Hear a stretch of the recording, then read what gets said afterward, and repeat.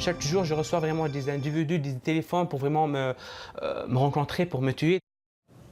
Imaginez passer 2 ans dans une église sans en sortir. C'est ce qui arrive à un Tunisien qui tente d'échapper à la déportation. Mohamed Amin Mazaoui est caché dans une église de Chédiac de peur de se faire renvoyer dans son pays où il risque la persécution. Catherine Allard l'a rencontré. Pour moi, l'église, c'est mon refuge, c'est ma famille.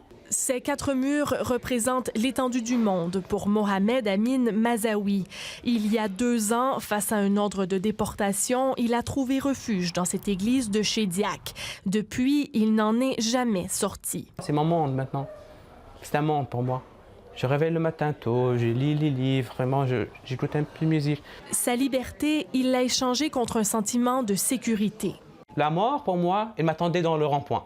Amin est né en Tunisie de parents musulmans, mais il s'est converti au christianisme à l'âge de 18 ans. J'étais vraiment frappé dans les rues, quand j'ai terminé mon travail, par des individus que je ne connais pas. Parfois, même les policiers, ils ont envoyé une convocation par le téléphone.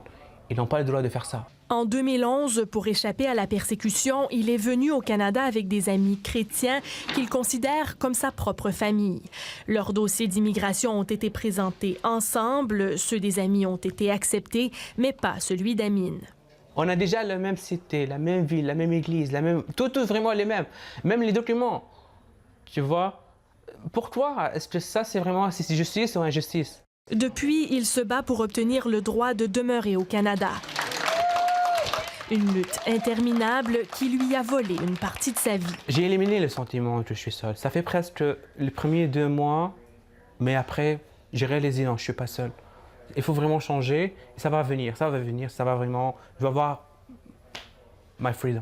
Au moins, Amin peut compter sur le soutien de sa communauté. Des paroissiens viennent le voir quotidiennement pour discuter avec lui et préparer des repas. Un jour, il espère même pouvoir s'installer à Chédiac et y fonder une famille. Je trouvais vraiment my freedom here. Je trouvais vraiment la tolérance, l'amour. Il n'y a pas vraiment de racisme entre les uns et les autres. Mais la menace de déportation pèse toujours. À tout moment, les autorités peuvent entrer dans l'église et le forcer à retourner en Tunisie. Amin essaie de ne pas y penser. Il se tourne vers sa foi et attend le jour où il pourra enfin vivre la vie dont il a tant rêvé en venant au Canada. Ici Catherine Allard, Radio-Canada, à Chédiac. Et pour parler de la situation de M. Mazaoui, nous recevons ce soir le directeur de la clinique de réfugiés du Nouveau-Brunswick, Akram Ben Salah. Bonsoir. Bonsoir. Alors, dites-nous, qu'est-ce qui ne va pas avec son dossier? Pourquoi est-ce que ça bloque? Ça bloque au niveau de l'immigration. Nous, dernièrement, on a déposé une autre demande de résidence permanente pour des raisons humanitaires. On a envoyé la dernière demande, c'était le mois de mars, le 30 mars 2017. On attend depuis 2 jours, depuis presque 2 mois maintenant, une première réponse qu'ils ont déjà reçu le document, la soumission qu'on a envoyée. Pour le cas de notre client Mohamed Amin Mazaoui, ça commence, il est en train d'attendre une décision pour son statut ici au Canada depuis 2011 en fait. C'est pas depuis 2015. Depuis 2011, il est venu avec sa famille de fait, la famille de monsieur et madame Béchir, avec sa sœur de fait. Ils sont venus ensemble. Il vivait avec eux dès le jour où il a été rejeté par sa propre famille, depuis 2008. Et puis, il a commencé à vivre avec eux lorsqu'ils ont décidé de fuir le pays. C'était en 2011. Ils ont fui le pays ensemble. Ils ont déposé le même jour une demande pour le statut de réfugié.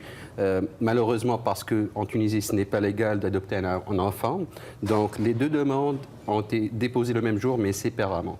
Donc, la demande de M. Mohamed Amin Mazaoui a été rejetée pour une première fois. Il a déposé une demande de résidence permanente pour des motifs humanitaires qui a été rejetée en fait le 3 mars 2015. Le motif, c'était un motif qui, en fait, ils ont dit qu'il n'a pas respecté les délais d'envoi le dossier. Ça a été envoyé quelques jours avant la clôture d'une année, parce que légalement, il doit envoyer une première demande après 12 mois, ce qu'il n'a pas respecté parce qu'il l'a fait avant quelques jours. Et puis, en fait, il a reçu L'ordre de déportation, c'était le 28 mai 2015. 2015. Donc, on comprend qu'il y a beaucoup de bureaucratie. Aujourd'hui, vous avez lancé un cri du cœur. Qu'est-ce que vous demandez exactement au ministre de l'Immigration? Nous sommes clairs, ce que nous sommes en train de demander, d'ailleurs, l'article 25 la section 25 du Code de l'immigration, en fait, donne le droit au ministre, l'honorable M. Ahmed Hussein, il lui donne le droit d'intervenir dans ce genre de situation. Il en fait ça avant, dans des cas similaires. On demande la même chose. Ce qu'on demande aussi, si on ne peut pas faire ça, au moins une personne qui lit le dossier d'Amin, une personne de l'immigration qui passe un peu de temps pour étudier en fait, la soumission de M. Amin, parce qu'on est sûr que M. Amin, il a tous les critères pour qu'il soit accepté ici.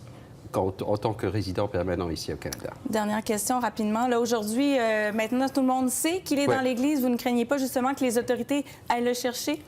En fait, les autorités, on pense qu'ils savent ça depuis un bon bout de temps. S'ils n'ont pas fait, nous sommes vraiment très reconnaissants qu'ils n'ont pas fait ça avant. C'est parce que tout simplement, Amin ne représente pas un danger pour le public ici. C'est une personne très aimable et une personne qui n'est pas en danger, en fait. En plus, après un certain moment, on doit prendre une décision par rapport à ce dossier.